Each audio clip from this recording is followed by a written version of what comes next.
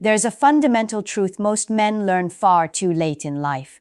It's the quiet sting of seeing your efforts ignored, your texts left on read, your presence treated not as a gift, but as a guarantee. She rolled her eyes when you tried to connect. She acted like you were replaceable, and you felt your own value diminishing with every attempt to prove it to her. But here is the principle you need to understand. The exact same woman who took all of that for granted will eventually feel a profound void the moment you stop chasing. This isn't because she magically becomes a better person overnight. It's not about playing games. It's about the unshakable laws of human psychology and respect. When she finally realizes the man she saw as a constant source of validation is no longer available on her terms, the entire dynamic shifts. His absence suddenly has more weight than his presence ever did. Here is the uncomfortable truth we explore on the Stoic Manhood Guide. Women don't miss the man who bends over backwards for them. They don't miss the man who constantly explains himself, hoping to be understood. They miss the version of you that finally stopped tolerating disrespect. The version that learned how to walk away with dignity. The man who started focusing on his own purpose and showed her, without saying a single word, that his survival is not dependent on her approval. In this guide, we are breaking down the exact stages of this transformation. Not just about how she starts to miss you, but about how you become the man who commands respect by respecting himself first. Let's begin. Let's start with the most common mistake, a trap laid by good intentions. We are taught that in order to show a woman we care, we must give. Give our time, our energy, our attention, our resources. And so we do. We become the man who plans every date. The man who sends the long, thoughtful good morning texts and the even longer goodnight paragraphs. We become her 24/7 emotional support, her handyman, her problem solver. We believe this constant output of effort is like building a dam, brick by brick. We think each gesture adds to a grand structure of her appreciation and affection. But we've misunderstood the physics of human nature. Your effort, when given without balance, without being earned, and without restraint, doesn't build a dam. It creates a flood. And in this flood of constant availability, your value is washed away. Think about it this way. If diamonds were as common as rocks, would they still be precious? If a Michelin star chef gave away his finest meals for free on a street corner every single day, would people still line up for hours and pay a premium for the experience? The answer is no. Abundance without scarcity diminishes perceived value. What you thought of as consistent, loving effort, she began to perceive as ordinary, expected. Your grand gestures, once special, became background noise. The compliments she used to cherish now get a polite, dismissive nod. Your willingness to drop everything for her is no longer seen as a sacrifice, but as your default setting. You weren't training her to appreciate you. You were training her to expect you. You were training her to believe that your energy was an infinite resource that she never had to worry about losing. And the core Stoic truth here is this: people do not treasure what they believe they cannot lose. The mistake wasn't the effort itself. The mistake was in the mindset behind it. You were giving not from a place of genuine, self-contained strength, but from a place of seeking. You were seeking her validation, her approval, her confirmation that you were good enough. Your effort had an undercurrent of neediness. And women, like all people, can sense that instability from a mile away. So when does she notice? She notices in the silence left behind. Imagine the man who always drove an hour through traffic to see his girlfriend, even when she never made the same effort in return. At first, she's grateful. A few months later, it's just what he does. She stops saying, "Thank you for making the long drive." Then one day, he stops coming. He's not angry. He's not punishing her. He's simply reallocating his time and energy to things that give back. He's focusing on a project, hitting the gym near his home, meeting with friends. Suddenly, her evening is quiet. There's no knock at the door. Her phone doesn't ping with the "on my way" text. For the first time, she doesn't feel powerful or catered to. She feels the void. And in that void, her mind begins to replay the memories. She remembers the effort. And she realizes it wasn't a given, it was a choice he is no longer making. That's when she starts to miss the effort she once took for granted. Principle 2: silence is a statement of strength. This leads us directly into the second, more powerful concept, the art of dignified silence. When a man feels the dynamic shifting, when he feels her pulling away or disrespecting him, his first instinct is almost always the same: talk more. He explains his feelings in excruciating detail. He argues his points, trying to logically convince her of his value. He pleads for her to understand. He sends walls of text, leaving voicemails, demanding that she see his side of the story. He thinks that the problem is a lack of communication. He believes if he can just find the perfect words, the perfect combination of logic and emotion, she will have an epiphany and everything will be fixed. This never works. In fact, it does the exact opposite. The more you beg for understanding, the less impact your words have. You are broadcasting weakness. You are communicating that your internal peace is entirely dependent on her external validation. You are, in effect, handing her the remote control to your emotions. She knows, consciously or not, that you are still chasing. You are still playing the same game, just screaming the rules louder. So she tunes you out. Emphasize dignified silence. On the other hand, is a complete pattern interrupt. When you stop explaining, stop defending, and simply pull back, you create an uncomfortable vacuum. This isn't the passive, aggressive, silent treatment born of anger. This is the calm, deliberate silence of a man who has decided that the conversation is no longer productive. It's the silence that says, "My self-respect is not up for debate." This silence forces her into her own head. The questions start to bubble up. Why isn't he blowing up my phone? Why isn't he trying to explain himself? Did I go too far this time? Wait, is he okay without me? That last question is the most terrifying one for a woman who has grown accustomed to being the center of your universe. Your silence makes her realize that your attention was never a guarantee, it was a choice. Your emotional energy was a gift, not a debt she was owed. Begging communicates weakness.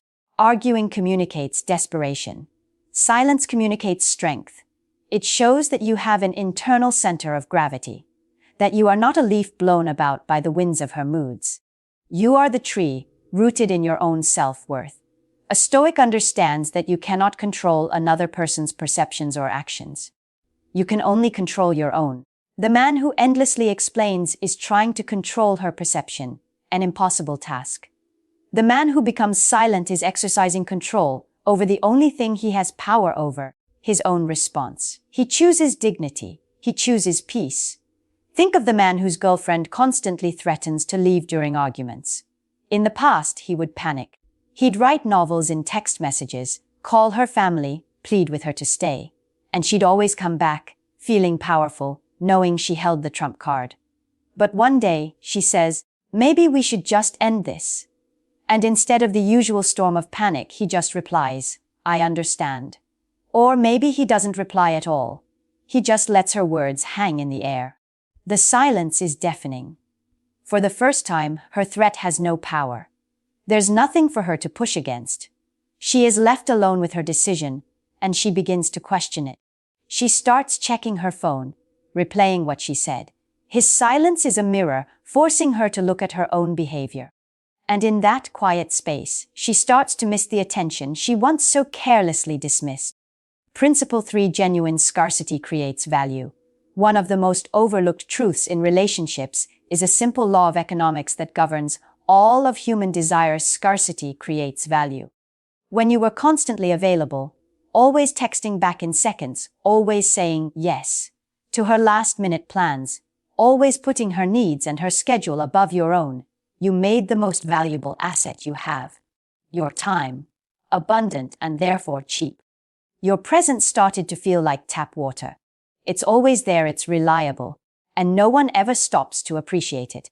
They only notice it when the pipes run dry. This isn't about being manipulative. This is not about playing hard to get. That is a childish game of faking unavailability. We are talking about being hard to get. We are talking about having genuine scarcity because your time and attention are genuinely invested elsewhere.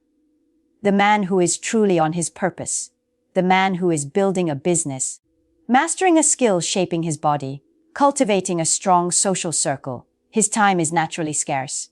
He cannot drop everything for a last-minute whim, because he has a board meeting he's preparing for. He cannot text back and forth for hours, because he's in deep focus at the gym or in his workshop. His unavailability isn't a tactic. It's a consequence of his ambition. When your attention, energy, and time aren't endless resources for her to consume at will, she starts noticing your value in ways she never did before. She has to work a little for your time. She has to plan ahead. She has to bring her best self to the table to keep your interest. Your presence stops being tap water and starts becoming fine wine. Something to be savored, not just consumed. The Stoic mindset here is crucial. A Stoic focuses on what is within his control, his own actions, his own character, his own purpose.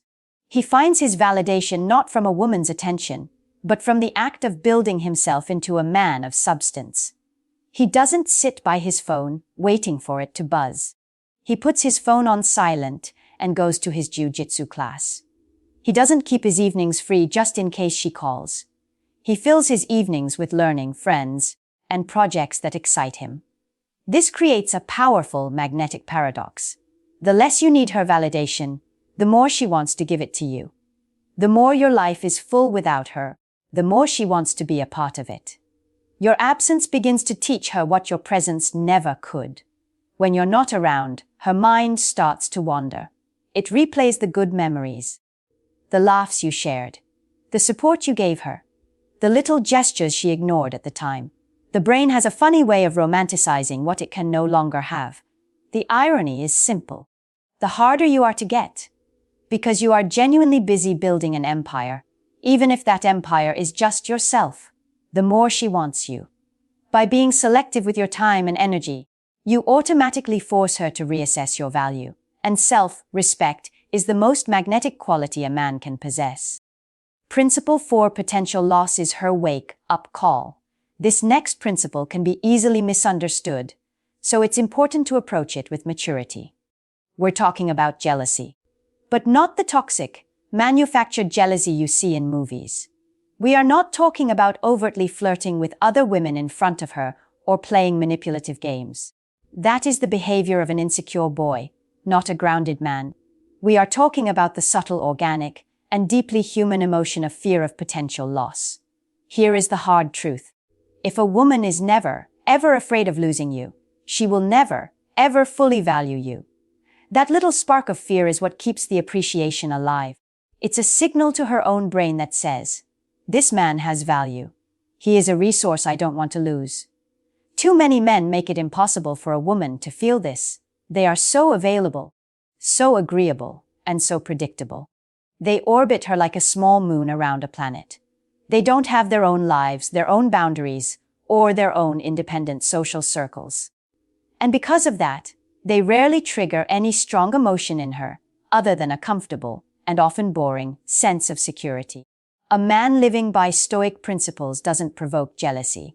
He simply lives a life that might naturally inspire it. What does this look like in practice? It's not about posting pictures with other women.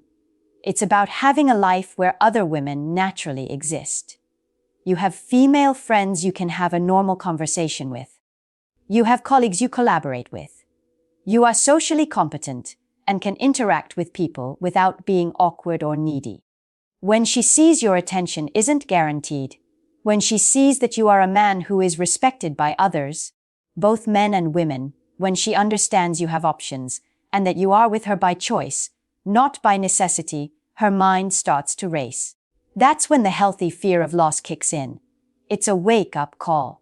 It's her brain's alarm system finally recognizing your true market value. This is your own wake-up call. Stop being so easy to keep around. Stop over-explaining, over-pleasing, and over-sacrificing. Build your life, build your confidence, build your boundaries. Be a man who can walk away without drama, because your self-worth isn't tied to any one person. When you start living this way, her potential fear of losing you emerges naturally. It's not something you have to create. It's a sign that she's finally starting to respect you on a primal level.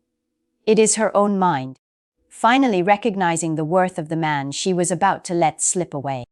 Principle 5. She misses your growth, not your weakness. This final principle is the most important. It ties everything together. It is the core of the Stoic manhood guide. After you've pulled back, after you've created silence and scarcity, after she begins to feel the potential loss, what is it exactly that she misses? Many men make the mistake of thinking she simply misses the attention, that if they just give her that attention again, everything will go back to normal. This is a fatal error. Emphasize, she doesn't miss the man who begged, who compromised endlessly, or who sacrificed his own soul just to please her. She doesn't miss your weakness. She misses the man you are becoming. She misses your growth. She is drawn to the strength you showed by walking away. She is intrigued by the mystery of your new, found purpose. She is attracted to the confidence you radiate now that you are no longer seeking her approval. Women are wired to be hypergamous, meaning they are attracted to men of higher or increasing value. When you were stagnant, needy, and overly available, your value was perceived as flat or even decreasing. But the moment you stopped tolerating disrespect and turned that energy inward, into your career, your fitness, your mind, your value trajectory shot upwards. You are now a man in motion, a man on a mission, and that is infinitely more attractive than the man who was sitting by the phone, waiting for her to validate his existence. Growth creates scarcity and admiration naturally. As you grow, your life becomes fuller. Your energy becomes more magnetic. And suddenly she realizes that the predictable man she ignored is now an unpredictable force she can't stop thinking about. He has new stories, new insights, new ambitions. He is not the same man she took for granted. This is the ultimate reframe. Your goal should never be to make her miss you. That is still placing her at the center of your world. Your goal must be to build a life so compelling, so fulfilling, and so aligned with your own purpose that you no longer have time to worry about who does or doesn't miss you. Your goal is to become the man who is defined by his own internal compass, not by her approval, to become stronger, wiser, and more independent. That is the version she will miss. Not the one who tolerated being undervalued. The moment you commit to this path of relentless self-improvement, her perception of you will fundamentally shift. She will start to replay old memories through a new lens. She will recognize what she lost. And she will feel that undeniable pull toward the man she once so foolishly overlooked. Because you stopped chasing her, and you started chasing the greatest version of yourself. So, here is the ultimate truth. A woman doesn't start missing the man she can control. She starts missing the man who is in control of himself. The same attention, energy, and effort she once dismissed as commonplace suddenly become precious the moment she realizes they are no longer guaranteed. They are now the byproduct of a man on his own path.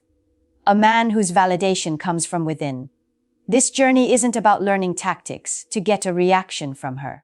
It's about embodying the principles of self-mastery that make you a man of unshakable value, regardless of who is or isn't in your life.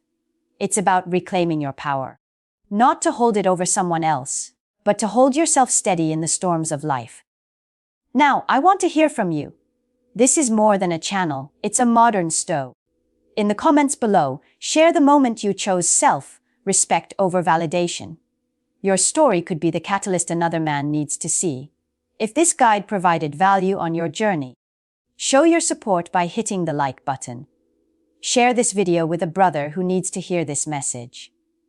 And if you are committed to the path of self-mastery, make sure you subscribe to the Stoic Manhood Guide and hit the notification bell. Because while understanding these principles is the first step, there is a critical test that most men fail. What happens when she does reach out? When that text message finally appears on your screen, how do you respond with strength and dignity, without falling back into the old patterns? In our next guide, we will break down the exact strategy for handling her return.